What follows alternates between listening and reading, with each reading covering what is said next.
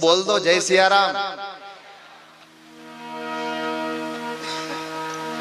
नगर सेठ खूब धन उपार्जन किया, खूब पैसा कमाया,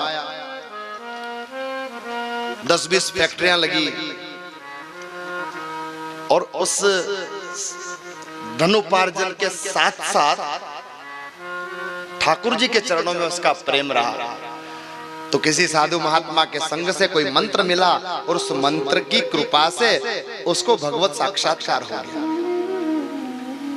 भगवत साक्षात्कार किए हुए व्यक्ति की ये पहचान होती है कि उसका किसी से विरोध नहीं होता है।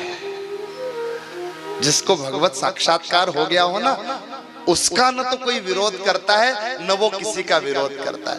सपने में भी उसके द्वारा किसी के हृदय को कोई कष्ट नहीं पहुंचाया जाता है। भगवान का नाम जपना, भगवत भजन करना और सदैव अपने कर्म को करते हुए हरि का स्मरण रखना।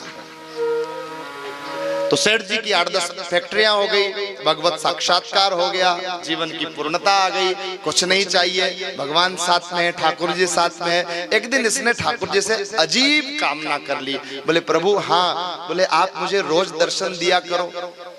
भगवान ने कहा रोज कैसे दर्शन दो भैया, हमको और भी काम होता है। बोले नहीं नहीं प्रभु, आपको देखे बिना मन नहीं मानता। भगवान ने कहा मैं तेरे साथ ही तो हूँ। बोले नहीं, मुझे दिखना चाहिए, मुझे महसूस होना चाहिए। तो भगवान ने कहा कि ठीक है भैया, दिखूंगा तो नहीं, पर जो तू मॉर्निंग वॉक करने जाता है ना सुबह सुबह समुद्र के किनारे, तो जब समुद्र की बालू पर तू चलेगा तो तेरे पैर के 2 निशान होंगे और साथ साथ मेरे पैर के निशान भी तुझे दिखाई देंगे। क्रम शुरू हुआ, साधना शुरू हुई, भजन भी करते, कर्म भी करते। हजारों कर्मचारियों का पालन इनके इस प्लांट से होने लगा, फैक्ट्रियों से होने लगा। धीरे धीरे समय बीता भैया। समय एक जैसा रहने वाला नहीं है। नष्टे द्रव्य का परिवारो, द्रव्य का नष्ट होते ही परिवार व्यक्ति से दूर हो जाया करता है। यहाँ धन की पूजा होती है, यहाँ धन को राम राम कहते हैं, आपके पद को राम राम कहते हैं, आपकी प्रतिष्ठा की यहाँ कीर्ति की पताका लहराती है भैया। भगवान समय बदला महाराज जी और उसकी फैक्ट्रियों में आग लग गई। धीरे धीरे धीरे सब पैसा बर्बाद हो गया। ऐसी स्थिति निर्मित हो गई कि भोजन की व्यवस्था बनने में दुविधा आने लगी। ऐसी विपरीत परिस्थिति में भी भगवत भजन नहीं छूटा। धीरज धर्म मित्र अरु नारी, आपद काल परीखेउ चारी। धीरे धीरे धीरे समय बीतता गया, घर में भोजन की अव्यवस्था हो गई।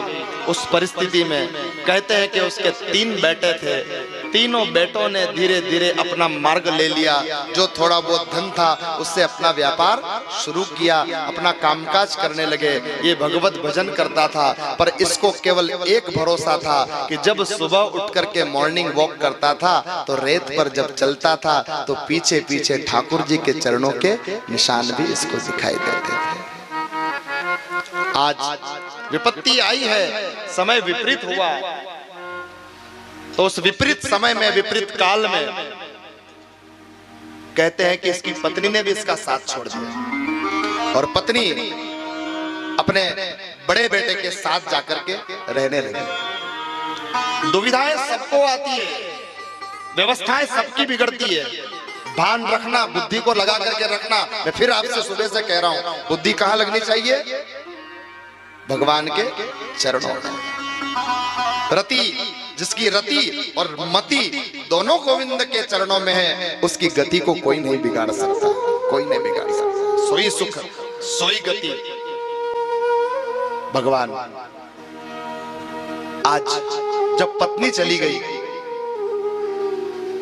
तो इस सेठ की आंखों में आंसू आ गए कि लोग कहते थे, कथावाचक सुनाते थे, हम मानते नहीं थे। वाकई में जो कुछ भी था मेरा नहीं था, मेरे धन का था। मेरा धन चला गया और सब कुछ मेरे से दूर हो गया। आज ये सेठ जी अपने मन में सोच लिए कि जब कोई नहीं है मेरा तो मैं यहां रह करके क्या करूं। और आज मन में जो दुख हुआ, उस दुखी मन से सेठ जी सागर के किनारे जाकर जब चलने लगे तो चलते चलते सेठ जी के मन में विचार आया कि कोई न हो मेरा, पर कम से कम मेरा सावरिया सेठ तो मेरे साथ है। पर आज एक अद्भुत घटना घटित हुई साहब। जब सेठ जी ने पीछे पलट करके देखा तो सेठ जी को केवल 2 ही चरणों के निशान दिखाई दे रहे हैं, 2 चरणों के निशान नहीं दिखाई दे रहे हैं। अब तो सेठ जी घुटने के बल बैठ गए। अरे दुनिया साथ छोड़े गोविंद,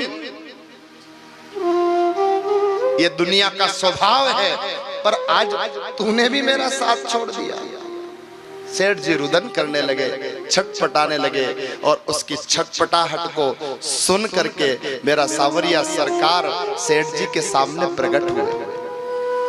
प्रकट होके कहा, भगत क्यों रो रहा है? बोले प्रभु सबने साथ छोड़ दिया, आपने भी साथ छोड़ दिया। मैंने कब साथ छोड़ा तुम्हारा?